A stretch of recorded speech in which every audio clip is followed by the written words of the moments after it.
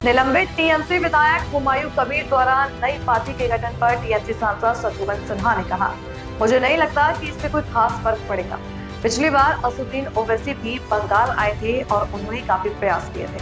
आप जानते हैं नतीजे क्या रहे। मैं देख सकता हूं कि लोग ममता बनर्जी के साथ हैं और जिस तरह ममता बनर्जी इस संकट की घड़ी में भी बंगाल के लोगों के साथ मजबूती से खड़ी है। एक तरफ केंद्र सरकार ने राज्य सरकार के लगभग 2 लाख करोड़ रुपए रोक रखे हैं और दूसरी तरफ विकसित भारत की बात करती है। इस मुसीबत की घड़ी में भी जिस तरह से बंगाल के लोगों का साथ दे रही है, उनको कोई कमी महसूस नहीं होने देंगे।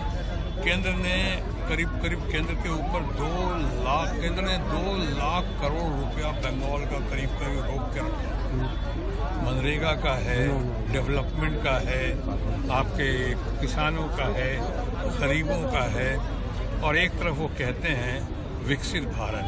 क्या विकसित भारत हो सकता है सपना साकार उनका अगर बंगाल विकसित न हो, पूर्णतः विकसित न हो? बंगाल को जिस तरह से उन्होंने कोशिश की है, और आते हैं शूट एंड स्कूट पॉलिसी के अंदर हमारे दोस्त माननीय प्रधानमंत्री आते हैं और चले जाते हैं, कोई बात का जवाब नहीं देते हैं। माननीय प्रधानमंत्री पिछले 11 सालों में एक बार भी प्रेस कॉन्फ्रेंस नहीं किया। शायद पूरे विश्व में, खासकर किसी भी लोकतंत्र में, ये पहले प्रधानमंत्री होंगे जो 11-12 सालों से इन्होंने कोई प्रेस कॉन्फ्रेंस नहीं किया, किसी बात का जवाब देते नहीं है। अब बंगाल की उस कमी को जो पूरा करें, उनकी आवास योजना का 7,000 मकान, आपको तो पता है। अब आज ही के मीटिंग में हम लोगों ने देखा कि बंगाल की ममता जी ने बांग्ला बाड़ी करके सबको 7,000 मकान जो है वो कमी पूरी। एक एग्जाम्पल दे रहा हूँ, उदाहरण दे रहा हूँ। ऐसे तो कोई स्कीम, चाहे आपका बोई मेला हो, चाहे आसनसोल उत्सव हो, चाहे आसनसोल रूपाश्री योजना हो, वहाँ आपके पास ये कन्याश्री हो, कि आपके पास ये स्वास्थ्य साथी, जितनी योजनाएं हैं, और खासकर महिलाओं के लिए ये, और सबसे पहले बंगाल से शुरू हुई। इन पंक्तियों को ममता जी ने सार्थक किया है। What Bengal thinks today, India thinks tomorrow. Bengal जो आज सोचता है करके दिखा दिया, वो भारत कल या परसों सोचेगा और करेगा। आपने देखा होगा कि स्वास्थ्य साथी से लेके महिलाओं के बारे में इतनी स्कीम्स हुई हैं शुरू, सबसे पहले बंगाल में ही ममता जी ने किया। तो आज ममता जी जिस तरह से ख्याल रख रही हैं, सुख दुख का भागीदार बनकर लोगों को तकलीफ नहीं होने दे रही हैं और कर रही हैं, वही जानती होंगी, हम ही लोग जानते हैं कि कितनी मुश्किल से वो कर रही होंगी, लेकिन कर रही हैं। और ऊपर से प्रधानमंत्री जी क्या कहते हैं, हमारे मित्र, वो कहते हैं कि ये फंड नहीं किया, वो फंड, अरे आपने अपना फंड, इनका अपना, यानी बंगाल का फंड क्यों रोका?